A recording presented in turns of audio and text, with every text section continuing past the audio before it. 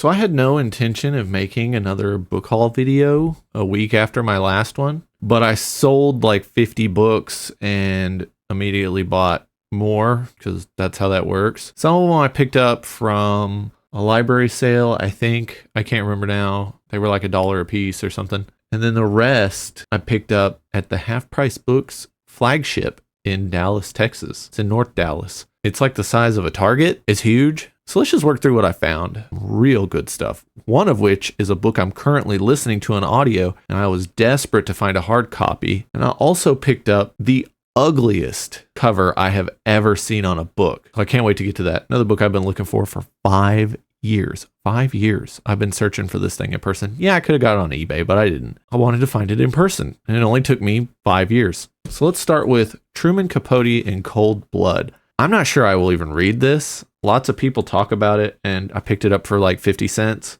I think I might give it a go. It's not like it's the longest book in the world, and it has been interesting. I mean, he's reconstructing a murder and investigation from 1959 in Holcomb, Kansas. Should be interesting. Insight into American violence. Oh, all right. The next one is Life and Death in Shanghai by Nian Chang. And it just is like her memoir of the events that happened in 1966. I mean, you've got a firsthand account of the Cultural Revolution. This book has been recommended to me multiple times by different people who have almost nothing in common. They're like, there's like a 40-year age gap between them. One is a fringe person on one side of the political spectrum, and the other one is a fringe person on the opposite end of the political spectrum. And they both absolutely love this autobiography. So yeah, I'm really interested in this. This is another book I've been keeping an eye out for it's been like 15 years. I've got it just tumbling away in my head. So when I'm looking through books at a random bookstore, I go, oh, hey, I've been looking for that. And my wife's like, since when? And I was like, 2009. Yeah, that should be interesting. This next one is a graphic novel, Persepolis,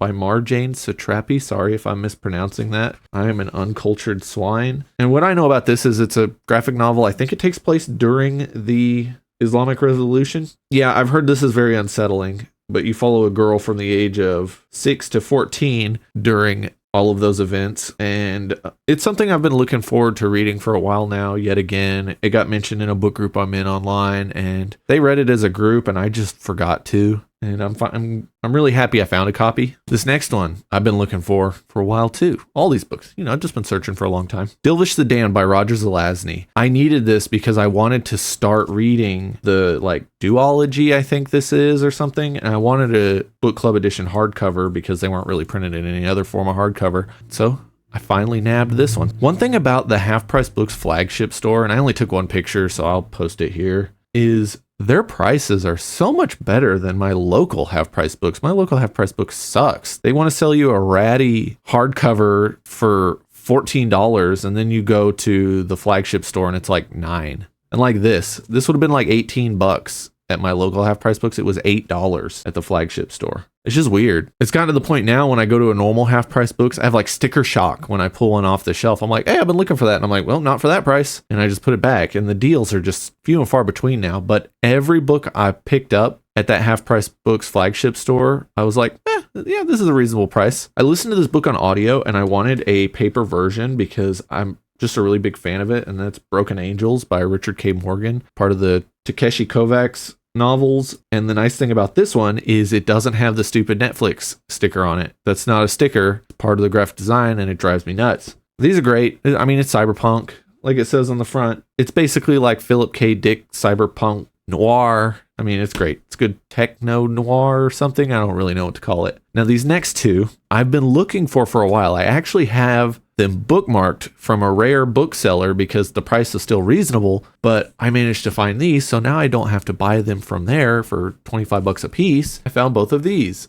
This is Alvin Journeyman Heartfire, which is part of the Alvin the Maker series by Orson Scott Card. Yes, Orson Scott Card sucks. Have I ever paid for one of his books? No, I buy all of his stuff used. The man doesn't get a dime from me, and I would gladly read epic fantasy that takes place in America in the 1840s from anyone else, if it existed. The series is very fun. It's very interesting. You see America in a way that no one else has written it in. He took all of the folklore of America at the time and just turned it into a fantasy epic. It's very, very fascinating. It ticks every box that matters to me. Alternate history? Yes. Early 1800s America? Yes. Fantasy? Yes. Like an epic build up to a battle between pure good and evil? Also, yes. It's just very fun. I really, really enjoy the books. So anyone out there that wants to try them should check them out. But yeah, I picked those up because I already have Seventh Son, Red Prophet, and Prentice Alvin in first edition, first printing. So now I just need to pick up the Crystal City, and hopefully eventually he will finish the series. It's been sitting on book 6 since the early 2000s, and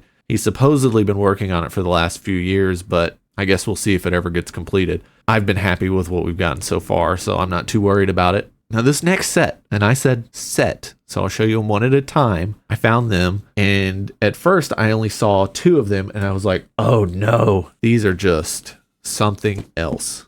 We've got The Shadow of the Torture Science Fiction Book Club hardcover with a blurb from Roger Zelazny on the back and Ursula K. Le Guin. Dang. Then we've got The Claw of the Conciliator, matching Science Fiction Book Club hardcover. And then I found The Sword of the Lictor, same thing. They were all sitting on a shelf together, and I was like, oh man, it'd be so cool if they had the 4th one. Man, I wish they did. I'm gonna buy these 3 anyways. On the other shelf, boom, Citadel of the Autarch. And yes, it is blue and does not match the other ones. And it's mildly infuriating, but then when you look at the spines, there was just no helping it. Look at that. It's awful. Each one is different in layout. It's killing me. I love that series.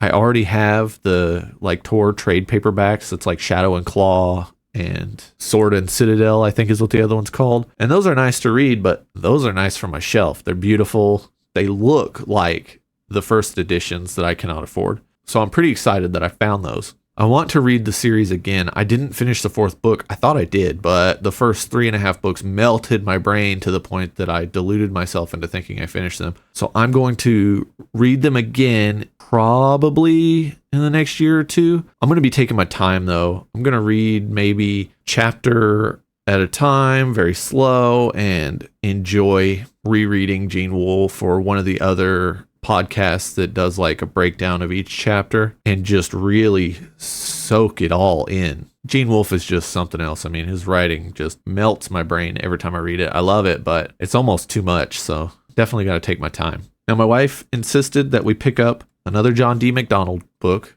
so I picked up The Turquoise Lament. I don't know which number this is in the 21 Travis McGee novels, but it's one of them that we didn't have, and it's in a really nice, decent shape paperback, mass market paperback. So I was happy to have it. Look at that. You got Travis McGee chilling in front of his houseboat. I want that houseboat. Looks cool. That houseboat does not look big enough from the way he describes it, but I know it is because he doesn't have the biggest houseboat in the world. What does he do during hurricanes? He lives on the coast. I don't remember which coast he lives on. It's probably not as bad as if he's in the Gulf. I don't know if he's in the Gulf or the Atlantic. I have to look that up. I don't think that really matters to a book haul video. Travis McGee's real cool. They had a collection there that I didn't know about. So either Avenel or Wings, one of those ones that publishes 5 books in one big hardcover, did the last 5 in the Travis McGee series. And I have that, and it's really cool. Well, Amaranth Press, I think is what their name is. They do bonded leather bound stuff, or they used to. They made that same collection except with leather on the outside, and it's super fancy, but I don't know. They had 2 of them for $8, but I already had the collection, and I don't need another leather book sitting on my shelf looking wrong next to a bunch of ratty mass market paperbacks. Now this next one I'm currently listening to on audio, Heroes Die by Matthew Stover. I love this book. I'm maybe halfway through it. Holy crap. I wanted a physical copy because I'm going to be reading it again, and I'm going to read it in paper. I'm going to listen to it again. This book is something else. I love it so much. I know other people are like, it's kind of like an action movie. I don't really think much about it after I finished it. No, I have only been thinking about this book since I started it. I listened to half of it in one day, and I really just wanted to finish it right away.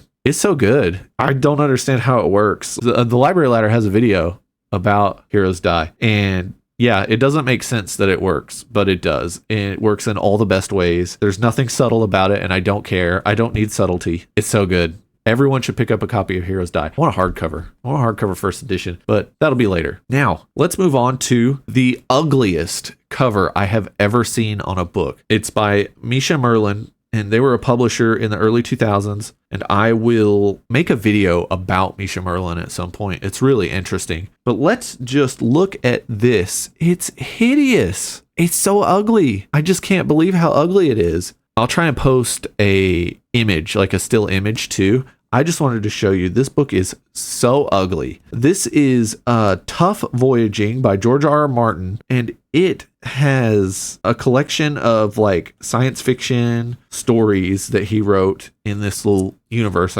Here's the other problem. It doesn't describe what the book is about on the back. It's driving me nuts. Oh, here it is in the front. Haviland Tuft is an honest space trader who likes cats. So how is it that in competition with the worst villains the universe has to offer, he's become the proud owner of the last seed ship of Earth's legendary ecological engineering corps? Okay, I have been told that these stories give off a lot of Jack Vance vibes. Jack Vance is one of George R. R. Martin's favorite writers, and you know, when you tell me that I get Jack Vance plus George R. R. Martin plus illustrations, I'm sold. Like, that's all you needed to say. I'm looking forward to getting to this. I really like George R. R. Martin's writing outside of A Song of Ice and Fire. I mean, I love his writing in A Song of Ice and Fire, but I love seeing that he is just so gifted no matter what he is writing about. So I'm really looking forward to getting to Tough Voyaging because I know it's just going to be a lot of fun. Now, this last book I've been looking for 5 years, and I got rewarded for my patience. I got a first edition hardcover of Lords of the Realm, The Real History of Baseball by John Hellier. And this has been on my must-read list for a very long time. This talks about baseball ownership before free agency. So when the owners were the lords of baseball, they controlled everything. They controlled what their players could do, where they could go,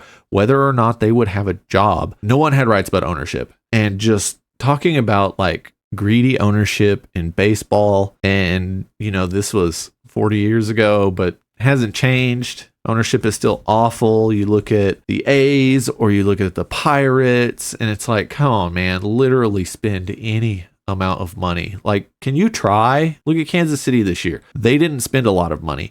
They have Bobby Witt Jr., who is going to be one of the best infielders of all time. And then they had a lot of bad players. What they do in the offseason, they just got a little bit better at every position. They tried, and a lot of these other teams just will not try. They will just tank and just keep cashing the checks and trying to extort their city into building them a ballpark for free, even though they're all billionaires. And this book is just a lot of that stuff. And it's a lot of the stuff I like about baseball, stuff I like learning about baseball. Ownership, history, like the economic issues behind baseball, both how players get paid, how owners get paid, all that. It's just all fascinating to me, and this is one of the best books written about that kind of thing. Really looking forward to Lords of the Realm. Yes, I am an insufferable baseball nerd, but you know, comes with the territory. I may have a mild obsession with vintage science fiction and fantasy, but I have a major obsession with baseball. Yeah, I didn't mean to make another haul so quickly after the last one. It's just the math checked out, man. 50 books sold plus 15 books bought equals a book haul. I had to do it. Let me know if you've picked up anything in the last week since I asked you. I hope you enjoyed this. Thanks for watching. And with that, I'll see you next time.